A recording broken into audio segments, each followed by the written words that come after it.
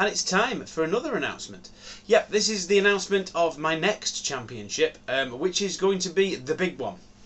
This is the championship for pretty much all the lagers that haven't yet been in a championship. Now, it's not going to be every lager.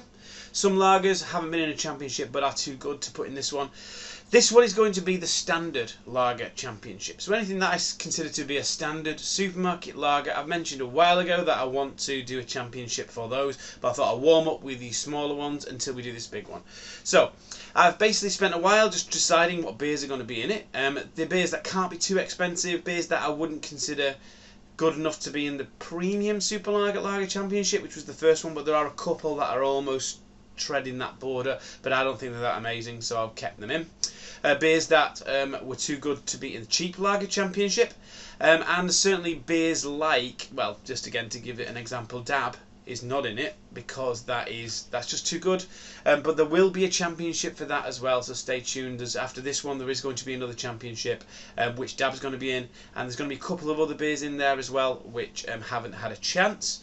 And that won't be in this one, like for example FS, the normal FS, not the draft. That's not going to be in this one either because I'd consider that higher level than what this is aimed at. And same with like Lech. If you know that Lech or Lech or however it's pronounced, I think you can get it in Home Bargains and in Lidl sometimes. And that again is a bit too good. It probably should have been in the premium championship but wasn't. So that's going to be again in this next one. So that will get its chance, but it's not going to get its chance in this championship. So I'm just going to read out all the beers that are in the championship. Okay, they've not been matched up yet.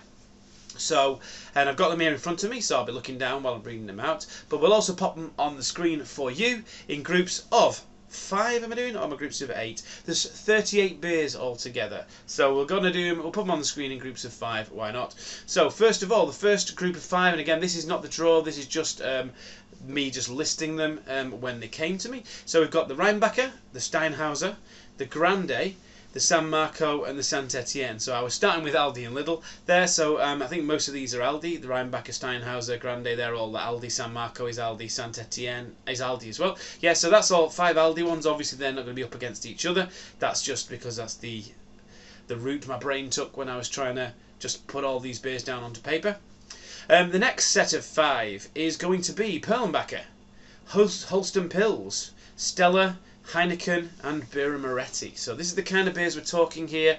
Birra Moretti is that could have got into the premium but didn't quite make it. So yeah, Birra Moretti is definitely going in this one. It's quite a broad spectrum, this one. But I'd say I don't think Birra Moretti is too good to go in it, so that's staying in there as well.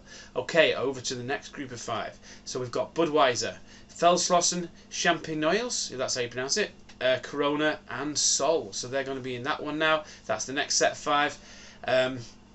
What can we say? Again, they're all pretty much this level of lager. This is what it's aimed at. Over to the next set of 5, we've got Carlsberg Export, Asda's Premium Lager. I'm not sure what it's called, but I've just called it Asda Premium for now. Morrison's Premium Lager, Beck's and Cruz Campo. So that's your next set of 5 there. And then moving on to the next set of 5. After that, we've got Madri, Kronenbourg. Then we've got the 1897, which is Aldi's version of Kronenbourg, basically. Rossini and Peroni. Is that 5? That's 5, yeah. So Rossini and Peroni. So Rossini is Aldi's version of Peroni. I know there's a little one, but I don't think it's available all the time. So at the moment, that's not in the championship. Anyway, moving on to the next set of 5. We've got Galera, Birra Mapelli, San Martinez, Sabor, and Angelo Poretti. So your San Martinez there is the little version of San Miguel. And you've got your Birra Mapelli, which is the Aldi version of Birra Moretti. Sabor, which is the little version of kind of it's trying to be Madri. So we'll see if it's closer to Madri than Grande was. Anyway, then next lot 5 is Estrella, Brooklyn Pilsner, Mahu, Birra Bionda, which is from Lidl again, I think, and Desperados. So that's your next set 5, and then finally we just got 3 more, making 38 in total. And your last 3 is Cobra, which again it's like, well, that's in big bottles, isn't it? Would that be a premium one? I don't think Cobra's that great, so Cobra's in there. Red Stripe and Rosa Blanca. which is a Mallorcan lager, I think, which you get in blue cans and things. I think it's quite weak, but it's also not that cheap, so it didn't get in the cheap lager championship, so it's going in this one. So there you go. We've got 38 beers, and the thing is, the biggest round we can have really is a round of 32, because they ain't choosing 64 beers. So we're going to have to start with some preliminary ones. So we're going to start with basically 6 preliminary matchups before we start the main draw. So I'm going to just do the draw. The 12 beers that are up against each other in these 6 matchups will be done at random. The draw is going to be done completely at random, and then we're going to go from there basically. So the next thing you're going to see the preliminaries. They're going to see 6 preliminary matchups before we get started with the main draw. But it's going to be good. I'm going to enjoy this one. I think there's a lot of beers there that I'm going to look forward to drinking. It's most of these in 4-packs, so it's going to cost me a bomb.